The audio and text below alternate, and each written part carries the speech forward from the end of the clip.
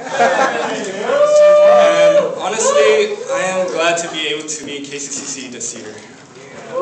I could say that this year changed my life, but I naturally say that every year because it's true. But more specifically, this year I grew in more comfort of the Holy Spirit more than ever since KCCC helped me gain my trust with the Lord once again. Let me tell you why. A few years ago, I ran away from God, hoping to stay away from all the responsibility the church has forced upon me. To list out, I was a youth leader, Bible study teacher, media team captain, youth group Jubok updater, and praise team bassist. I didn't tell my pastor I wanted to be part of these responsibilities. He just gave it to me. I held in my struggles patiently for so long. However, the longer I struggled, the harder it was to contain my frustration. I was furious with the church because I didn't want to think of the church as a job. Another factor to add to my frustration was that out of my own foolishness, I dropped out of UC Riverside. Many factors afterward gave me enormous stress, like my parents constant yapping, reminding me of my mistake, and my church who didn't comfort me instead made a joke about me. So when an opportunity to go to Korea came, I signed up for it as soon as possible to run away from this life. Thankfully, I got accepted and I became an English teacher in Korea. That was a year ago. Running away from God had me realize a lot of things in Korea. One, sin is constantly around me. I know that personally and first-handedly. I became a slave to sin and I was following sin everywhere I go. Weeks later, I arrived at Korea. I became an alcoholic and I indulged myself with substances to keep me happy and satisfied. I mixed my feelings from love to lust and it hurt many people around me.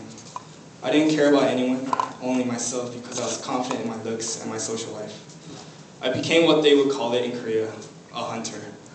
I explored the deepest parts in Korean nightlife, from many rounds and bars and clubs.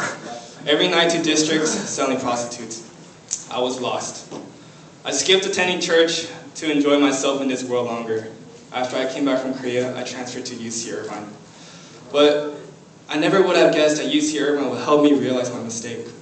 After switching between ministries, between KCCC and KCM, people were very welcoming. They talked to me and wanted to know more about me. However, I didn't open up because I went to the ministry with a wrong attitude. I gave off a wrong first impression and couldn't continue to drink with people. Then, one night God gave me a warning. The vein in my eye popped, and my left eye was covered in blood. I was worried, thinking my body was breaking down.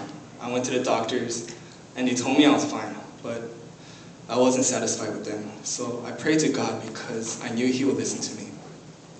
I prayed and prayed, worrying about my body. Then God spoke to me.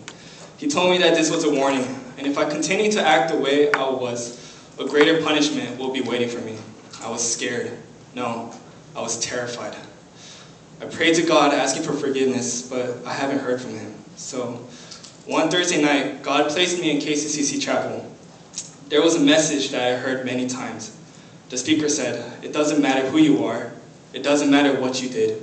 You are all sinners, and for you to really live is to have Jesus in your life." That hit me, and I was confined in my prayers asking for forgiveness. Then my constant thirst for alcohol left. My eyes had been cleaned, and my heart was being filled with the Holy Spirit. That night I got a sudden invitation of wanting a sunjang. I didn't know anything, so I just said sure. Then I just became 100 soon.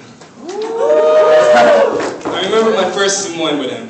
We talked a lot about our past and how God really shaped his life. Then I realized,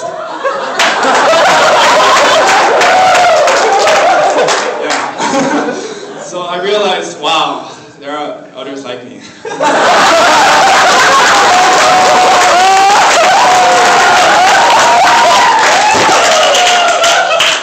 I continued to stay in KCCC because I wanted to find out more about God.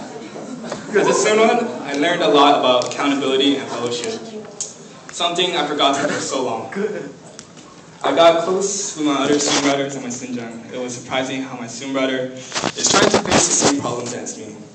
As a fellow brother who had been down that path, I tried to convince them how meaningless it is. So during my stay in KCCC, another struggle has been tackling me. People in my church have been rebuking me for my sudden change of heart.